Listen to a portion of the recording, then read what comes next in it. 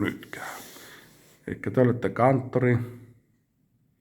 Joo, olen kanttori Mikko Juntunen ja töissä täällä Pielisen suun seurakunnassa Joensuun Niinivaaralla.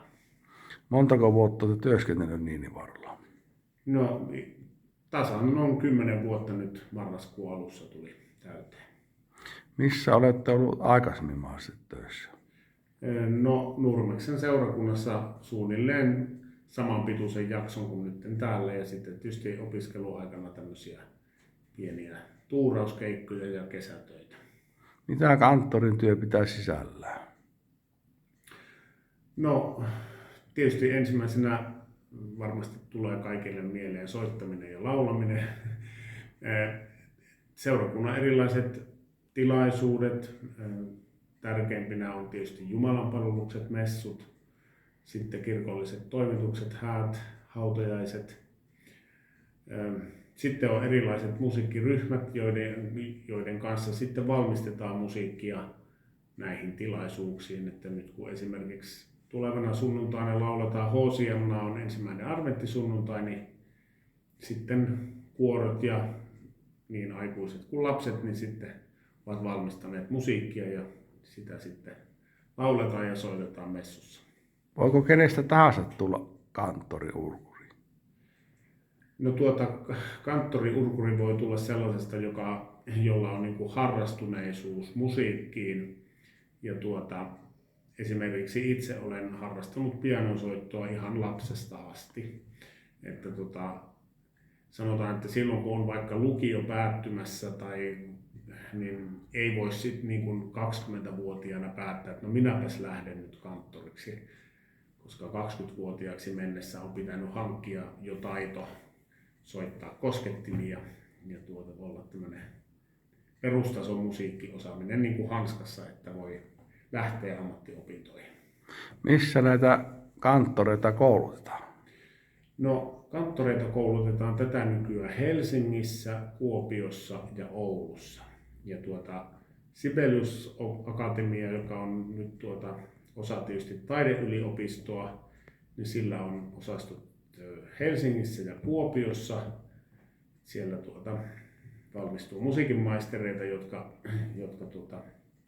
voi toimia kanttoreina, ja Oulussa sitten on ammattikorkeakoulu, josta myös musiikkipedagogi voi sitten erikoistua myös kanttoriksi. Miten monta vuotta kestää kouluttautua kanttoriksi? Se on 5 vuotta. Onko silloin ihan valmis vai oppiiko sitä iän myötä lisää? Tietysti oppii, että se on kaikki tämmöiset taitoaineet ja tekemiset, niin oppimistahan on koko ajan ja ei sen mikä tahansa työ, niin se työhän se opettaa, että se on sitten, onko opiskelut tehty, niin sitten on semmoiset perustaidot, että voi lähteä oikein niin kuin töihin hankkimaan kokemusta ja oppimaan lisää. Onko ikinään kirkon meiningin aikana, oletko soittanut väärin?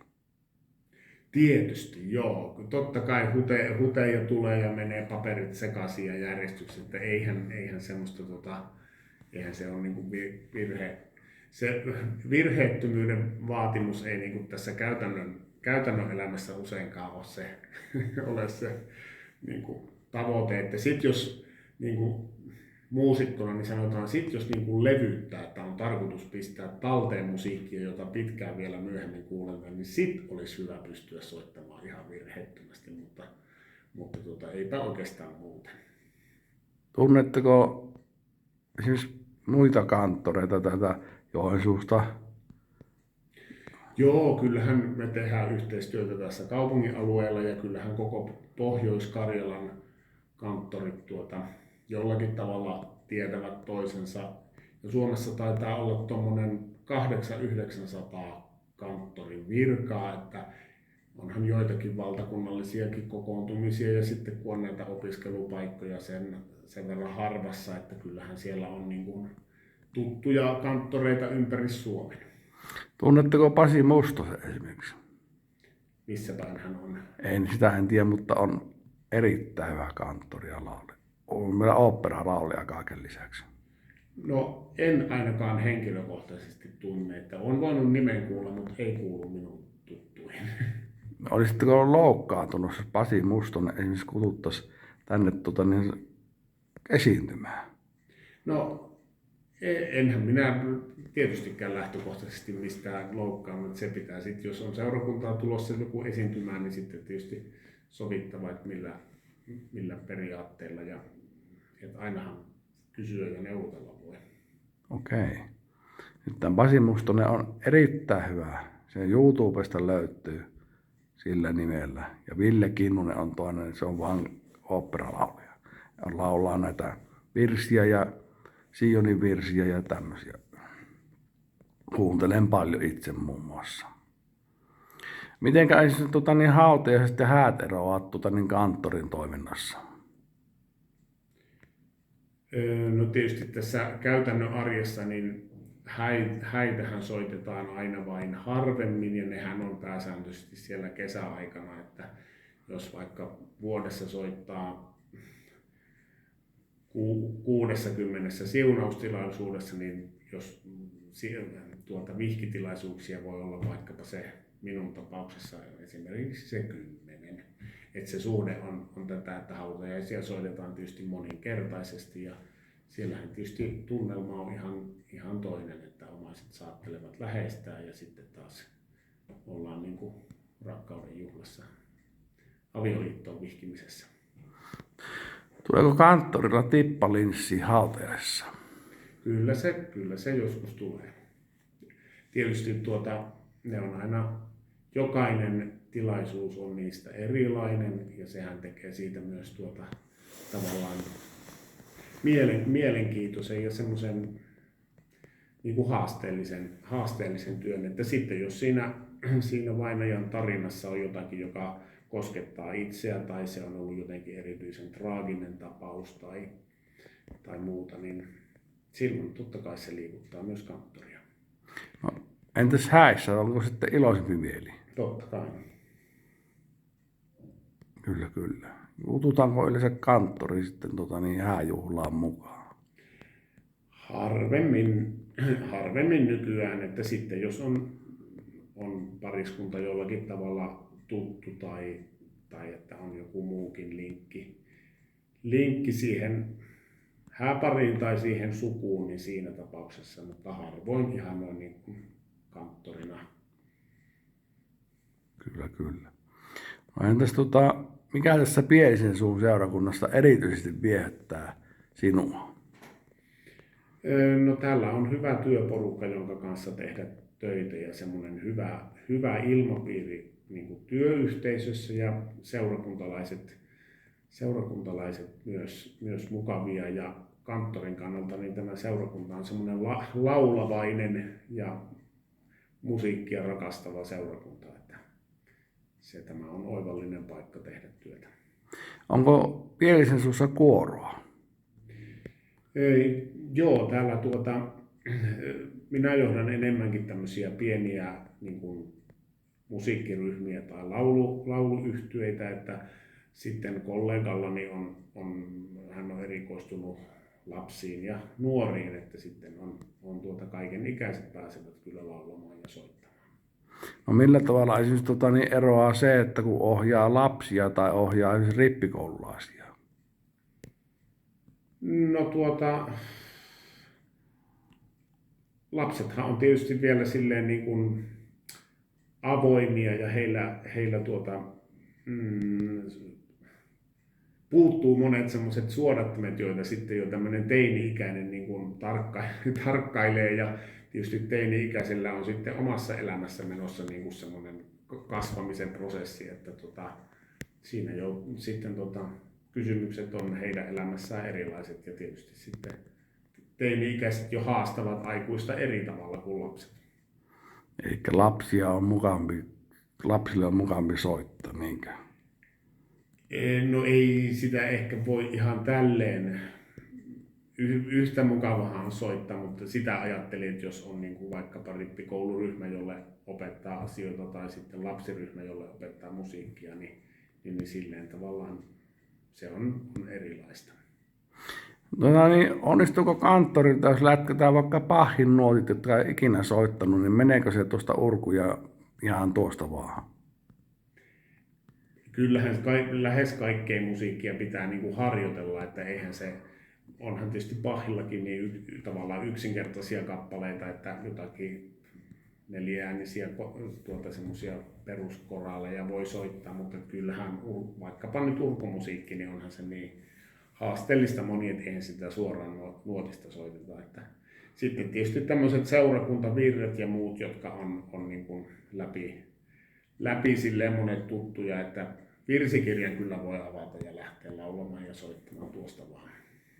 Okei. No millä tavalla kanttorin työ on muuttunut esimerkiksi 1800-luvulta niin tähän päivään? No, tämä onkin jo pitkä aikahaarukka, kun se on muuttunut tässä 20 vuodessa, minkä minä olen tässä ollut. Et varmaan silloinhan nyt on puhuttu näistä niin kuin lukkareista ja eikö ne ole, on ollut unilukkaria ja jos muistan oikein, niin eikö lukkarithan on opettanut lapsia lukemaan silloin ennen vanhaan ja kai niillä on ollut tämmöisiä lääkintätehtäviä ja ne on ollut niin kuin vissiin suntiona ja kaikkiana seurakunnassa, että varmaan siihen on varmaan mahtunut, jos lasketaan vaikkapa yli 100 vuotta, niin vähän vaikka mitä. No miten tässä kun lähestyy kohta joulu, tulee itsenäisyyspäivä joulu, niin miten se eroaa esimerkiksi juhannuskiireistä? No juhannus se on nyt enemmän semmoinen yksi piste siellä kesässä, että onhan siinäkin joitakin tilaisuuksia, mutta onhan tietysti jouluhan on koko kirkkovuodessa ja nyt tämä adventti, josta me ensi sunnuntaina aloitetaan, niin tämähän on semmoinen juhlakausi, kun se on pitkä jakso täynnä tässä on ihan oma tunnelmansa tässä joulun ajassa ja silleen, vaikka on pimeä vuoden aika ja sillä tavalla, niin aika usein ihmiset kuitenkin semmoisella positiivisella mielellä näiden jouluasioiden kanssa. No entäs ristittyjen suuri juhla pääsiäinen? No sekin on onneksi myös niin kuin tavallaan ei ole vaan se yksi piste, vaan sitä edeltää se paasto, jossa niin kuin valmistaudutaan siihen pääsiäiseen ja Hiljaisen viikon tapahtumiin ja sillä tavalla, että ihanhan se on tietysti niin kuin kristinuskon kannalta, niin silloinhan tapahtuu se kaikista tärkein asia. Eli kanttori ei pysty nimeämään, mikä on kaikista mukavin joulu, pääsiäinen vai juhannus? Ei niitä voi tuolla tavalla pistää niin kuin järjestykseen. Ei voi. Että niissä on jokaisessa omansa. Ja juhannushan nyt on ennen kaikkea tämmöinen niin kuin kesän maallinen juhla, että onhan silläkin tietysti löydetään kirkollinen sisältö, mutta sehän on vaan semmoinen kesäjuhla, että sillä ei ole vastaavaa merkitystä kuin pääsiäisellä ja joululla. No onko mitä vuoden aikaa te itse eniten rakastatte? Kyllä kaikissa vuoden ajoissa on kyllä hienoja piirteitä. En halua erotella, mutta totta kai kevät on hienoa aikaa sitten, kun päästään sinne maaliskuulle ja päivä jatkuu. Et ennen kaikkea se valon lisääntyminen, niin se niin kuin myös omaa jaksamista lisää. Kyllä. Miten pitkä on kanttorin työura, kun pääsee eläkkeelle? No, minä sanon niin kuin tässä vaiheessa. Vai pääseekö sitä koskaan? Omassa niin kuin minun ikäpolvelleni ei voi enää ollenkaan olla varma, että pääseekö eläkkeelle sillä tavalla, että vielä minua nuoremmat niin on voinut laskea, että no ollaan sinne 65 vuoteen tai johonkin ja lasketaan sitä aikaa, että no tuolla se tulee, mutta että ei voi, on 70-luvulla syntynyt, niin se ei ole enää ollenkaan niin itsestään selvää, että silleen menisi puhumattakaan sitten nuoremmista. No eli tähän alalle täytyy olla semmoinen luonnon lahjakkuus, että niin kuin poistometsästä ei voi ottaa ilmeisesti miestä kanttoriksi.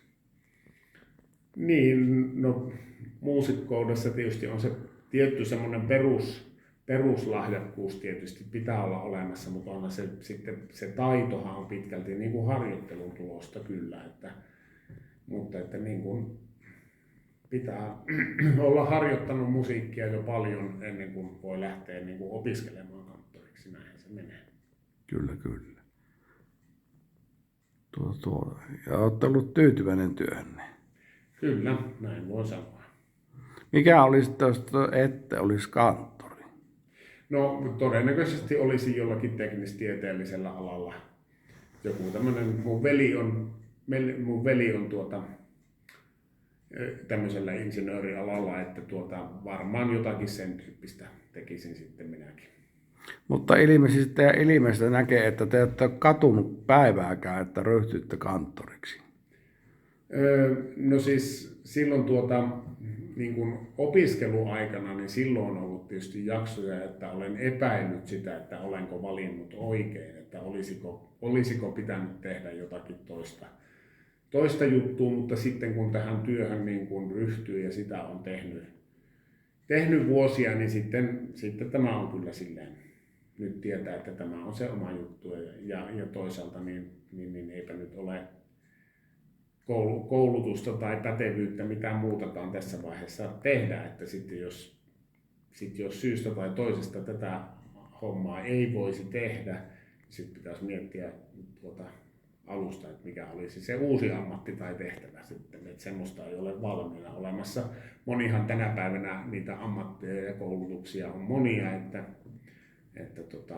tehdäänpäs välillä mutta sitten jos minä jäisin tästä vaikka työttömäksi talvella, niin sit uusi ala pitäisi rakentaa ihan näin.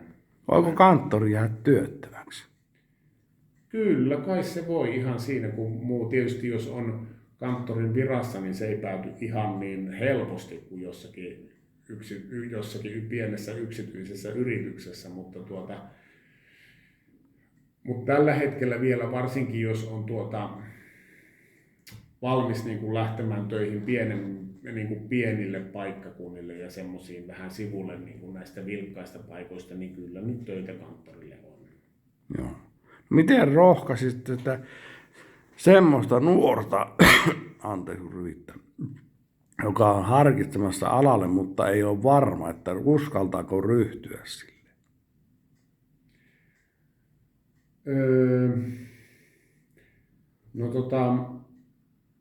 Se kyllä pitää niinku ihan itse tunnustella se, että miten että jos itsellä on niinku vahva näky siitä, että haluaa niinku tehdä ja palvella ihmisiä seurakuntaa niinku kirkkomusiikilla tai sillä, että tätä Jumalan evankeliumia levittää niinku musiikin keinoin, niin siitähän se syntyy. Ja sitten tietysti pitää nauttia siitä musiikin tekemisestä monellakin tavalla, että se, että jatkuuko tämä, että kanttorin virkoja tällä tavalla on joskus vuosikymmeniä eteenpäin, niin sitähän ei voi kukaan tietää, kun tietää minkälaisessa muutoksessa vaikkapa kirkossa ollaan, niin tulevaisuutta ei voi tietää, että sitten jokainen nuori harkitsee itse nämä puolet. Joo.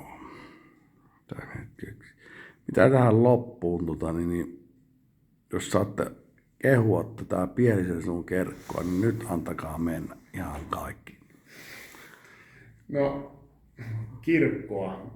No, niin kuin tässä sanoin, niin jos ajatellaan työpaikkana, niin tämä on hyvä paikka tehdä töitä työyhteisönä ja seurakunta on aktiivista osallistumaan meidän tilaisuuksiin. Ja kirkko tietysti kirkkorakennuksenakin näkyy niin kuin monelle puolelle Joensuuta, että kun tänne päin tulee, niin se on hyvä tuo pimeässä on hyvin valaistu tuo meidän risti tuolla, jos on lamput kunnossa, niin se kyllä näkyy monelle puolelle. Se on vähän niin kuin semmoinen maamerkki, että siellä se kirkko on. Kiitoksia teille haastattelusta.